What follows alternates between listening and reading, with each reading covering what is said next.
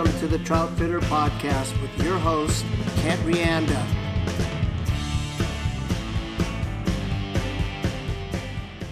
So now we'll go, Kent, to podcast number 3.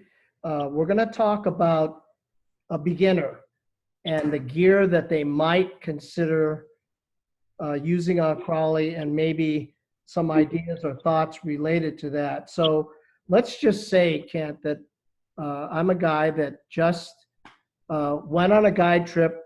I don't have any fly equipment. The guide took me on. I had a stellar day on Crowley, and I'm saying now, you know, I want to get into this. I don't want to spend an arm and a leg, you know, thousands of dollars on rods and reels, because you can easily do that with some of the top line brands of fly rods. So the question is, what would you consider to be kind of an example of a minimalist setup, rod, reel, line, leader, and flies? And would you recommend that a newbie, a beginner, get, for example, a beginner's fly rod combination, like a Cortland beginner's set combination set? So what would you call a kind of a beginner's setup, and would you go with a beginner's rod combo? Well, I'd probably for sure go with a combo. We've got combos that are as low as I think $120. That's rod, reel, line, tippet, everything you need to go fish except for a fly for $120. But to be perfectly honest, it's really, you kind of get what you pay for. It's a low end of the spectrum on cost. Everything's just made a little bit tinny and et cetera, et cetera. And the rod's not a particularly good action rod. As a consequence, it's not like you can't go out there and catch fish with it, especially in Crowley, you can. And that's fine. But if you really get into the sport, what you'll find is that rod will be discarded. It'll be thrown away. You'll never use it again. You will buy new rods, additional rods, better rods, but that one will never be used again. Now, had you not started out at that low end mark and started out spending about $300 instead of $120, now you're talking about a rod, a reel, and a line like the Orvis or Cortland, as you mentioned. One of these combos that are in this range of money are pretty darn good rods and pretty good darn reels, and very, very definitely way heads up from what you get for just a little bit less money. So that's kind of where I'd head you. But here's the reality with rods. The more expensive it is, the easier it casts. That's the bottom line. So unlike some advanced racing ski with carbon that costs $2,000 for that ski, you're not going to ski one bit better having that expensive ski. But with a better fly rod, you will cast better. You can feel the line, and that's all there is. That's all that makes a great fly rod great, is that with your eyes shut and just your hand on your rod, you know right where that line is, how far the loop is, how big it is, where it is, and you can control that very nicely then, because you know where it is and can feel it. A rod that is, I say, clunky, where you kind of feel it sometimes as you go forward, but as you start to go back, you don't feel anything. Like, where is that line? It just disappeared. There's no pull on the rod at all. That's a terrible rod. So that's what you get in buying more expensive rods. So one fellow used to work for me said, tell them to buy the most expensive rod they can afford. But at any rate, that is kind of the deal. So not to say that you can't get into some really, really good rods. Next stop up, you're paying $400 to $500 for a rod. That's going to be an extremely premium rod. But the fact of the matter is, if you want the best of the best, you want the Ferrari, you want the Lamborghini, you're talking $850 to $1,000 for a fly rod. Sad news, that's how much they cost. Good news is, unlimited warranties, pay like, there's the service charge, but pay something like $50 or something, and you can get it repaired every time you break it and shove it in the ground or the car door or wherever for life. So it's not like you're going to, unless you leave it or forget it or, somehow lose that rod, you've got a rod for life pretty much at that price. So if you amortize that over the number of days you fish 1,000 days, and it's only $1,001 payment. So pretty cheap, but you have to make that decision. But you can get some pretty darn good equipment. As I mentioned, you want a fairly stiff rod for Crowley. So if you're picking this outfit out for Crowley Lake, just get one of the beginner outfits that has a fairly stiff rod in it.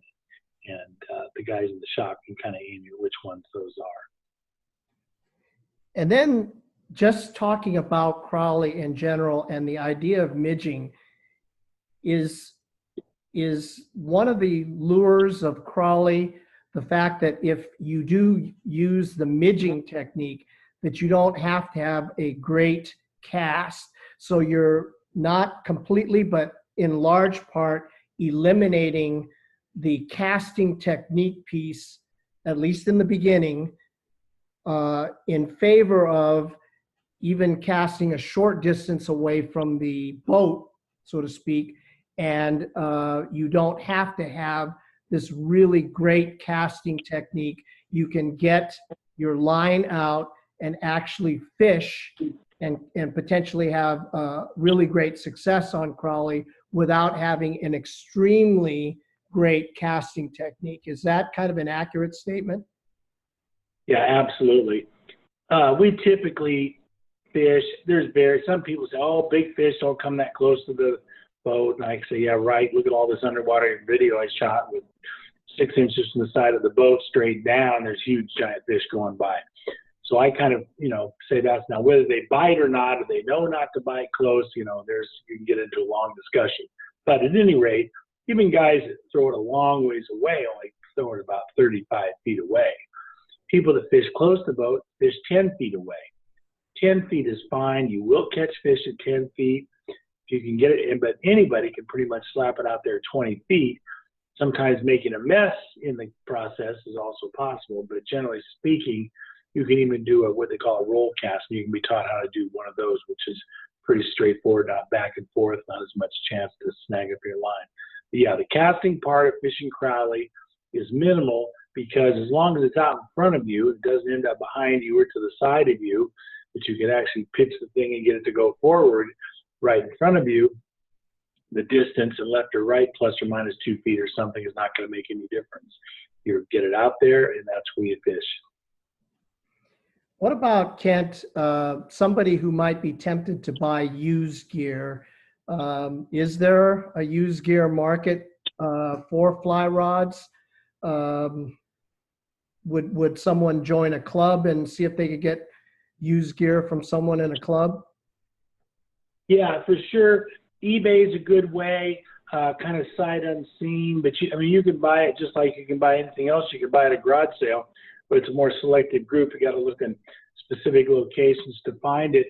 The only question on used gear is most of the premium fly rods have a lifetime guarantee, but they do not pass from one person to another. So if this guy that you're buying the rod registered his name, you're not going to be able to get the warranty work on it.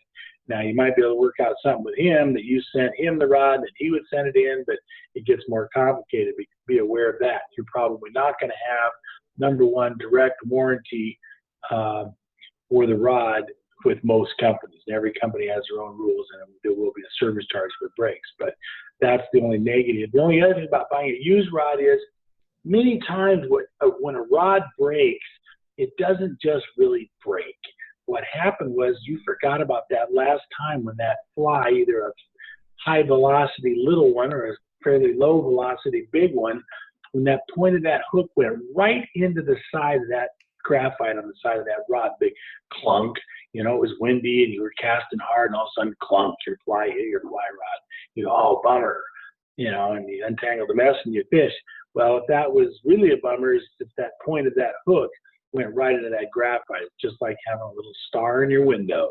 They eventually heat expansion and contraction, they get bigger, and pretty soon, all of a sudden, one day you're fighting the fish, twack, your fly rod breaks. Oh, this cheap piece of junk broke. All I was doing was fighting that fish. I wasn't putting that much pressure on. That was already in the rod when you bought it, before you put it there. So what I'm saying, that's the only other problem, is you can look over a fly rod, it looks perfect, nice, shiny, everything's wonderful, and it breaks the next day. There is always that possibility. So the warranty is very important.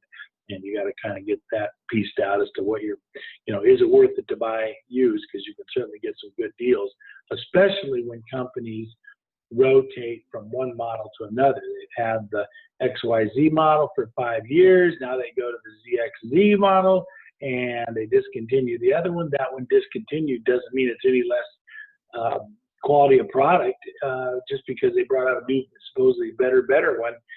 A lot of times the characteristics of the one they replace with aren't as good as the ones they're replacing. They're just different. They figure, well, the guy that's really looking for a fast action rod is looking for a snappy tip, and so they go from a soft tip to a very stiff tip, and that's the change to go from, but it's not better, it's just different. So what I'm saying is, if you want a brand new rod, but it's probably 20-25% off of retail, you can buy one just as it's discontinued right at the time when they come out of the new, when Sage or Scott or either of these premium rod companies come out with their new freshwater fast action rod. If that's the type of rod you're looking for, you scoop in and buy the one that just discontinued. All the dealers have on big sales. That's the way to do it. And then for the person that's on a budget, let's say a fairly Spartan budget, are there places that they can learn to tie, such as YouTube or going to the library? Are there sources like that where kind of a person can at least learn about the basics of fly casting or fly tying or knots, like using YouTube? Oh yeah, the internet has got everything you need. You just tell it the name of any knot, bam, there'll be a YouTube video on how to tie that knot. Sometimes 3 of them. One guy's better than the other one. One guy's tying it with, 1/8-inch, clothesline rope, and it just, I can see exactly what's happening. The other guy's tying a real amount of film, and you go, what did he do? So yeah, those even vary from video to video who does a good job. But anything you want to see, a particular type of cast or a particular type of rod or a line, just search it on YouTube. There'll be somebody's, with new equipment, different test evaluations of rods, all that kind of stuff. The internet is jammed with that stuff. So use that as a resource for sure. And then finally, Kent, I know that Troutfitter offers an instructional course called Crowley University. Perhaps you could tell the group about Crowley University and what they can learn from that, that can actually accelerate their learning and perhaps their success on Crowley. Well, if you're talking about the presentation, the Crowley University was originally a presentation. Those are only done every few years. If you happen to get a chance when there is one being offered, you can go and hear it in person. But just as good, or really almost better, because you have more diagrams and things, is to buy the DVD set of the seminar afterwards. And it's laid out by chapters, and it's everything you need to know about Crowley, how and why and how to get them. So basically, I would say if you just watch that 5 DVD set and just, pay attention and, try and learn as much of it as possible. If you knew everything that you just said in that 5-hour set, and you knew 80% of it, you'd be better than at least 90% of the fishermen that are on the lake right now. Most of them don't know nearly the volume of information that's in that Crowley University. So the information's there. You just have to go get it out of there and listen to it and learn it. Then you'll know all the things that the guides know.